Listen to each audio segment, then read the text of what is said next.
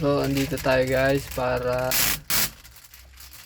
alisin ang tint stain na naiwan kapag alisin ang tint. So, susubukan nating alisin. Ayun, ibinabad ko na siya. So, effective siya.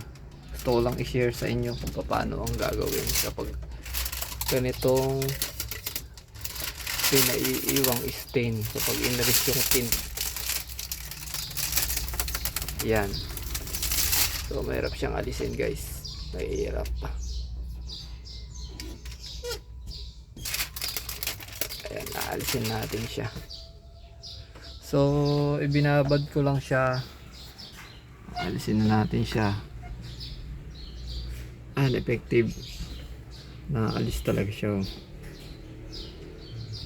So, ayan. Ibababad nyo lang siya ng 1 minuto. So, ayan.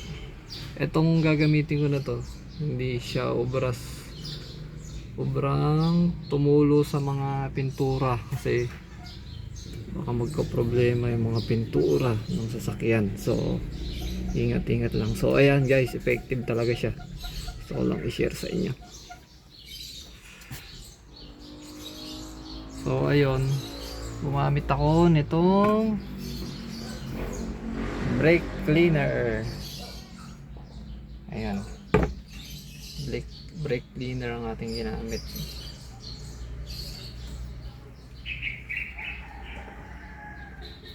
Ayan. Lalagay lang natin sa basahan.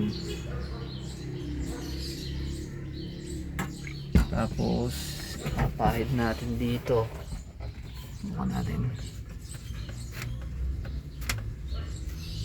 Ayan. Yung portion na yan ang ating pinahiran. Ayan, no cut yan. Ayan.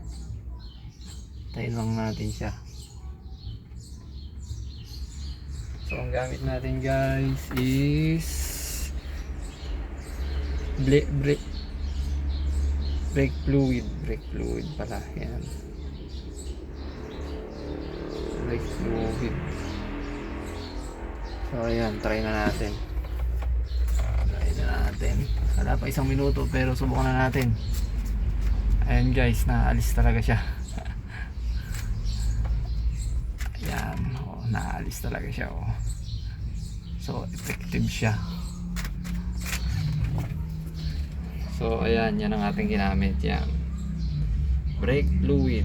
So ayun lang, thank you.